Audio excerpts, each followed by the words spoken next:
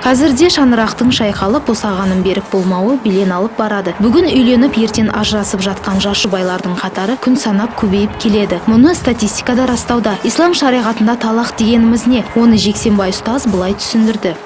Жалпы талақ бұл дінімізде адал, Алла тағаланың адал қылған, бірақ сол адал қылған амалдарының ішіндегі ең жек көрген амалдарының бірі екен. Талақ сөзі бұл араб тілінен енген сөз, бұл біздің мұсылман халқының барлығында қолданылады. Бұл сөз біздің қазақтың тіліне аударғанда бұл ажырасу, әйелді үйленген өзінің жұбайын қоя беру деген мағыналарды білдіреді.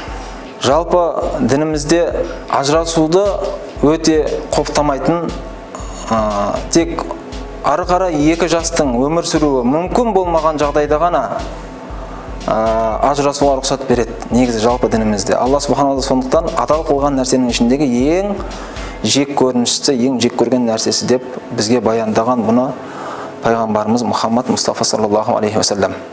Исламда неке қию рәсімдері әрқашанда киелі, игі дәстүр болып саналған. Ұстаздың айтуы бойынша талақ айтып ажырасатындардың саны жыл санап көбейіп келеді. Ажырасу шариғатта үлкен күнә болып есептеледі. Барынша екі жас талаққа жол бермегені дұрыс дейді Жексенбай Торбаев. Екеуінің арасында келіспеушілікке итермелеп жатқан нәрселерге екі жақ бірдей сабырлық танытып, ер адам әрқашанда әйелін өзін өсиеттеп, уағыз насихатын айтып, өзінің ақылын айтып, бұл отбасы, бұны сақтауымыз керек, біз ұрпақ тәрбиелеуіміз керек деген осындай өзінің жақсы діни тәрбиелік мәні бар уағыз насихатын айтып, барынша уағыз жаңағы айтқан талағымызға жол бермеуге тырысу керек. Ұстаздың айтуы бойынша, егер талақ шариғаттағы шарттарға дұрыс сәйкес келмесе, ажырасу болып есептелмейді. Шарттарын дұрыс орындаған жағдайда ғана талақ болып есептеледі. Шариғатқа сай үйленген болу керек. Әйелдің жағдайына байланысты шарттар бар, осылар болу керек. Екінші, ер адам жалпы талақ деген нәрсені білу керек. Екі жақ талақтан мағлұматы, талақ деген дінімізде ажырасу деген нәрседен хабар болса, сол кезде ажырасатын болса, бұл дінімізде жалпы дұрыс болып есептелінеді. Негізі ажырасу осылай болады.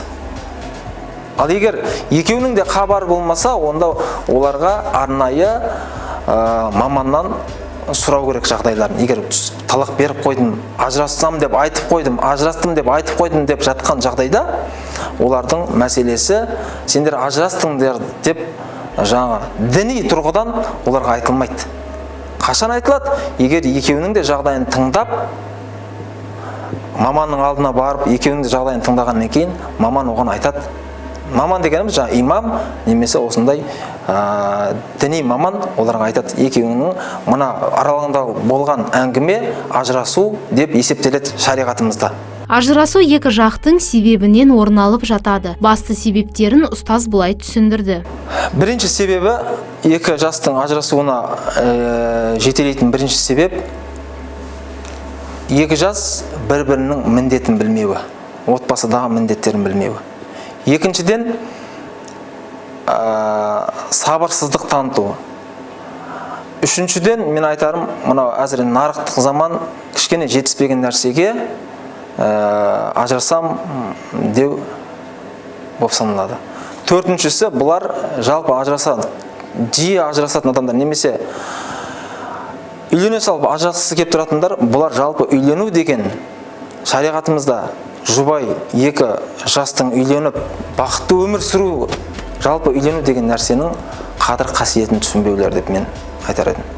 Шариғатта әйелге ер адамға жүктелген міндеттер бар. Ер адамның міндеті отбасына жауапты адам ретінде олардың тұратын жерін, ішетін тамағын, киімін, барлық мейірімін отбасыға беру, қорғау. Ал шаңыраққа ие болған әйелдің міндеті күйеуінің әкелген мал дүниесін сақтау, балаға дұрыс тәрбие беру, күйеуін жылы жүзбен қарсы алу. Осындай міндеттермен екі жас өмір сүретін болса, ажырасуға еш себеп жоқ. Динара Даутова, Алтынбек Даутов, Арайлы таң.